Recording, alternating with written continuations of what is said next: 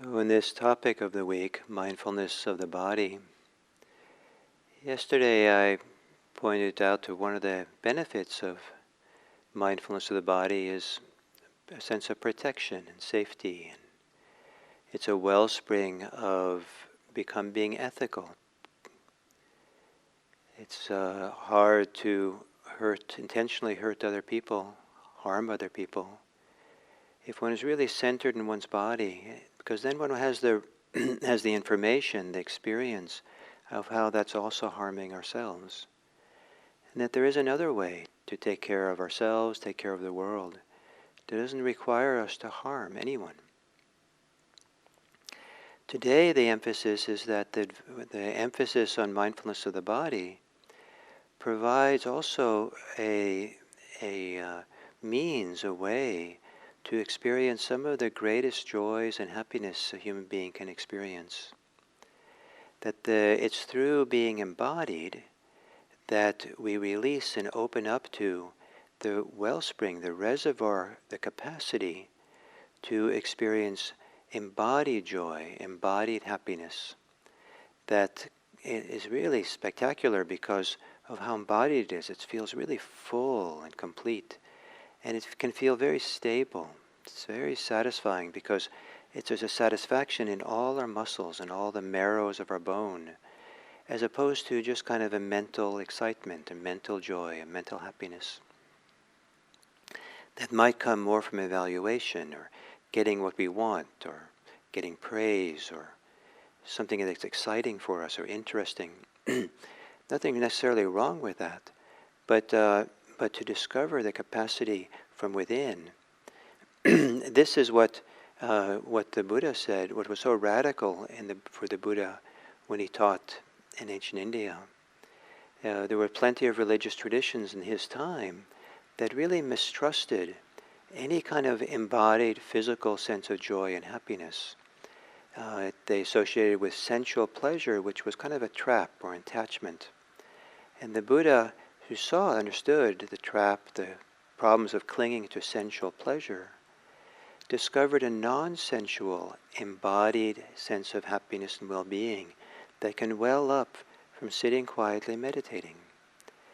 In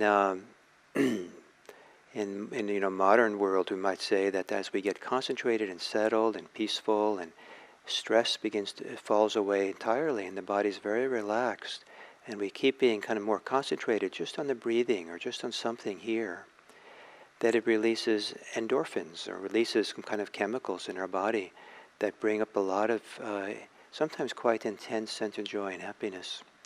We might say that, but that to me seems very reductionistic and seems like it misses the point of the deep embodied sense of well-being, contentment, satisfaction that can well up in this kind of meditative happiness and joy. That really kind of comes to its own when we have the capacity to have an embodied mindfulness, where there's a receptivity in the body for this to well up. And as I said earlier, that I think it's fairly revolutionary for our modern world that this happiness that the Buddha advocated is happiness that doesn't harm anyone. It doesn't require using a lot of resources, a lot of money to get get pleasant experiences, to do exciting things. It doesn't require receiving praise from anyone or adulation, becoming famous. It doesn't require having power, the pleasure of power some people are addicted to. Many of the normal places people are looking for happiness and well-being so often cause more suffering than they do happiness, not in the short term, sometimes in the long term. And it's not to be critical of those, but to have access to a deeply embodied kind of internal sense of well-being and happiness, some of the greatest kinds of joy and even ecstasy that's possible in meditation, that doesn't require anything outside to be different, doesn't require money and all the other things. It's considered to be harmless for the world around us. And to have that as a wellspring of meaning, of purpose, to understand how deeply satisfying it is, how meaningful it is, how it gives a sense of a life of purpose, and it leads to a life of service. It leads to a life of caring and compassion and freedom. So it's not a selfish happiness, and it can't be selfish because selfishness actually squashes this free-flowing wellspring of joy and delight that comes from the inside. And that's why it's such a revolutionary act for some people to begin experiencing this wellspringing of meditative joy, is because it requires a orientation certainly away from conceit, away from narcissism that some people have, but also away from a self-preoccupation with self and self-identity, but rather a willingness, a receptivity to allow kind of like a life force to well up and move through us, rather than being in the control tower trying to control it or be it or prove it or apologize for oneself or show off oneself or define oneself or justify oneself. To put all that kind of selfing aside and trust this welling up of this goodness, this peacefulness that's possible here. In talking about this, and also in that guided meditation I did, very aware that this is not really a meditation for someone who's brand new to meditation, and I offer it here partly as a continuity of all these months of offering the 7 a.m. sitting, with the hope that a little bit the continuity, the background of all that we've done so far, creates some kind of foundation that makes this a little bit accessible, what I'm talking about here. It doesn't have to be ecstasy, it doesn't have to be dramatic, but to learn to turn our attention inward and begin to be receptive, to be allowing to be attuned to the feelings of pleasantness, of lightness, of satisfaction, of contentment that might start as little hints, but as we breathe and open and settle more, it becomes bigger and stronger. It does require a mind which is undistracted. It requires a mind that doesn't fill the space of attention with its preoccupation. Because there has to be room in our attention, the attentional field, for this embodied experiences to surface and show themselves. And it's maybe useful to think that our attention only has a certain amount of bandwidth. And if we fill it with thoughts and memories and stories and conversations, it gives very little bandwidth left over for our body. In fact, probably it's like Zoom, where if you have too much bandwidth is being used, something begins to freeze, and you're not really kind of keep going. So so to quiet the mind enough to allow this lived experience. And some of you maybe have had the experience of doing exercise, like going for a really nice walk in some place outside, and maybe in a nice cool day or something, and just feeling the vitality flowing in the body, the blood flowing, the vitality, and it just feels so good to feel the body, all these energies of the body just flowing, and there's a kind of deep satisfaction with those energies flowing.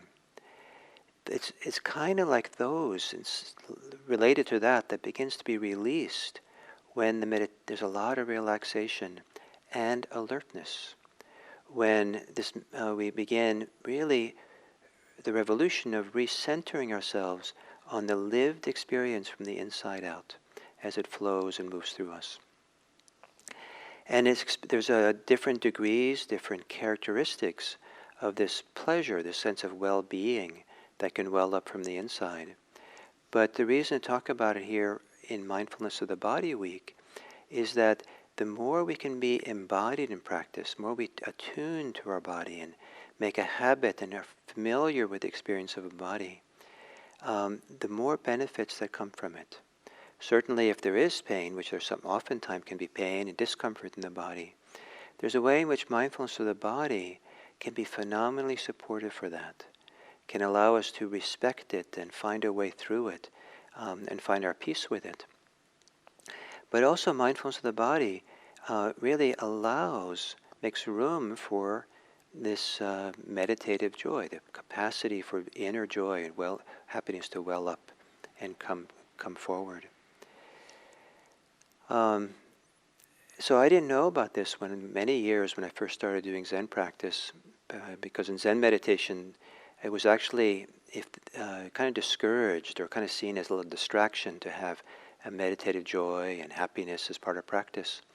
And maybe there's an orientation in that tradition sometimes to see that any kind of leaning into it or opening to it as a kind of attachment, a kind of departing from just kind of the more ultimate connection to truth, which maybe sometimes Zen is supposed to emphasize.